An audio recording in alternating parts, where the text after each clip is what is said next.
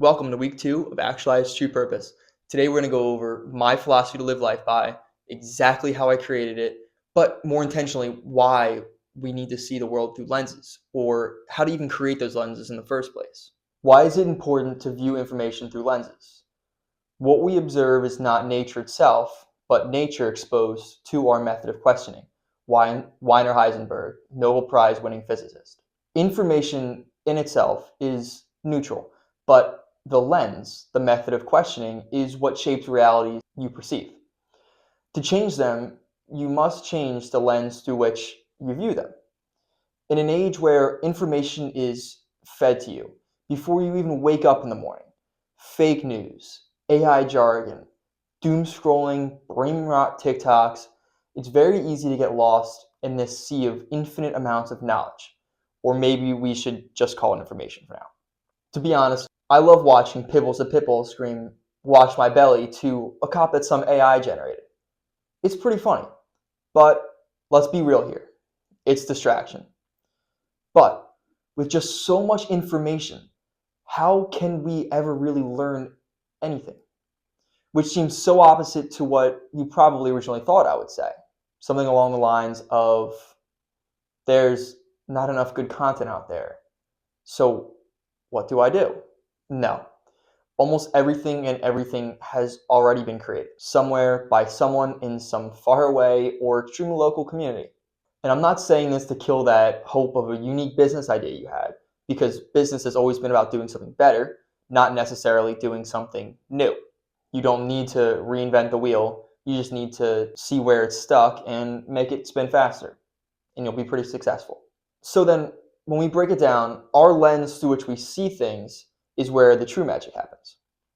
It's where we filter the sea of information, store it, and are able to articulate and understand it. The real voyage of discovery consists not in seeking new landscapes, but in having new eyes. Marcel Proust. It is more about how we see it than what we see. Think about that a second time.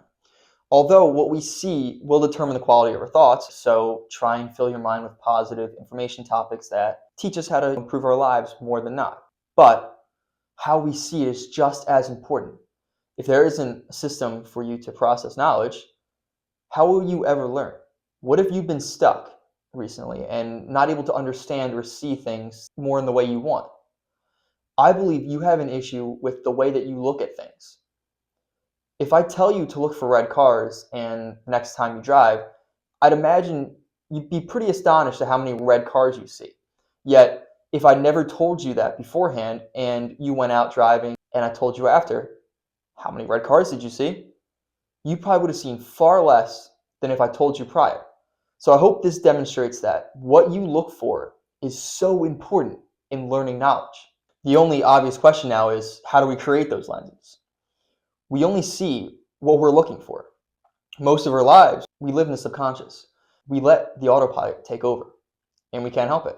Until you make the unconscious conscious, it will direct your life and you will call it fate. Carl Jung. We live asleep more than we do awake. There's no debate on that anymore. So, it is more important than ever to strip away the programming we've put in our own minds and understand who's actually operating our minds. This will shake you, trust me. It did for me. Everything I thought I was doing wasn't actually for me. It was for everyone else I've ever encountered in my life. Oh, well, I wouldn't become a suspect of that. I think for myself, and only me can decide things about my future. Well, I would think again, because we as humans process everything that we come in contact with and store it somewhere in our minds, in the subconscious mind. Every interaction, every video you watch, someone is planting ideas in your head. You have no idea how they will grow inside, whether they're doing that on purpose or not. And you have no idea how they will grow inside you. It's what your parents have been telling you they want you to do, how your friends, relatives, or even enemies, it doesn't matter what, but everyone, intentionally or unintentionally, has placed their own ideas, views of the world, and understandings in your mind, either intentionally or unintentionally. So how do we then create a way to protect ourselves from this awful nature? but also give our minds the capacity to see opportunities, learn from those who want the best from us, yet still keep our own thoughts and change. There's three things I believe. Number one, make the unknown known. As Jung said, you have to wake up. Number two, reflect on those newfound understandings and paradigms. Knowing what makes you feel, act, think, and do the things that you do are pretty powerful. There's sadly and beautifully always a deeper meaning to things. I guarantee it. You can pinpoint, which might take months or even years, it has for me on many occasions, exactly the root of why you feel certain emotions when certain things happen. This is basically the main point of Dr. Joe Dispenza's Breaking the Habit of Being Yourself, which is a complete masterclass on this.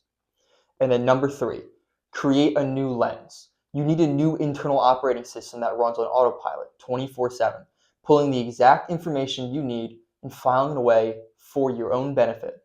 What are the 4F's? This was difficult for me to understand until I stumbled upon it, but I eventually realized I had created my own philosophy, a lens through which I view the world, and I call it the 4F's. It's nothing special, trust me. It's very simple. But that's what's special about it. The fact that it's so easy to understand means my brain takes zero time in processing new information because it's in one of these categories. But the real magic comes from it being my own understanding of things, my own little self philosophy to live by. I'll introduce another system that built itself through the 4F's, but that time isn't now. The newer system is how I categorize and prioritize actions, habits, and behaviors to help me become the better version or the greatest version of myself that I believe God has made. And it's called the 3 Apexes. It's in my Signal System PDF that you can get through the welcome email of subscribing to Actualize True Purpose, my newsletter, which I've been writing weekly on. This is my second week, as well as my second video. But my goal of sharing this with the world, because I, for a while, never really isn't to try and put myself on a pedestal or hold myself above everyone else because somehow I'm smarter than you and I can think for myself. But it's to help whoever comes in contact with it. By getting this far, I'd imagine you're pretty interested in changing your life, whether in a small way or a large way. And I am. This is what helps me. It helps me determine by what motives to think, understand, and my own identity. It's a full-rounded framework that pretty much built itself through my mind after I took myself very seriously. I understand it in and out, all the small facets of each pillar, the inner workings and how they connect, even live. It's beautiful to me, and that's what's most important.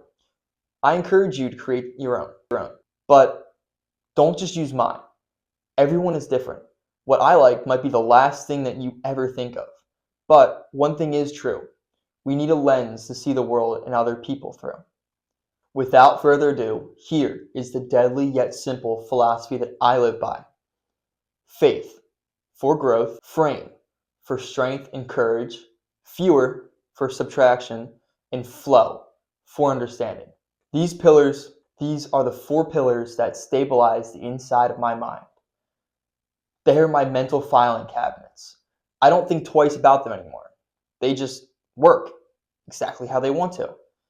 And that is the key. If a framework isn't meaningful to you, you'll forget about it in 3 days. Each plays a role in my mind in gathering information, processing, and storing it, and then reiterating it to the world, like I'm doing right now. I find it extremely helpful to have these pillars. Like I said, we only see the things that we are looking for. I'm looking for things that fit those 4 categories. In the next couple weeks, I'll be explaining each of them separately, how they've evolved, what they mean, and how to use them in looking for information. It's critical that if you embark on creating something similar to this, that it's meaningful to you. This is the challenge I give to you. Don't try and force a framework to come out of your mind. Let it come to you. The 4F's found me during meditation and relaxation. It started as 3 little seeds: frame, fewer, and flow. And it wasn't until later that I realized I was missing a very crucial part of my life, and that's faith. And now they're pretty much trees growing inside my mind. In the coming weeks, like I said, I will break down each of these, each pillar separately, explaining how they've evolved and how I use them to filter the world.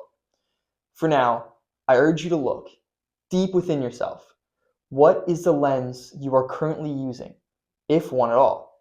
And is it yours, or did someone else give it to you? Thank you for watching all the way through. Please like and subscribe. It would mean the world to me, and I'll see you next week.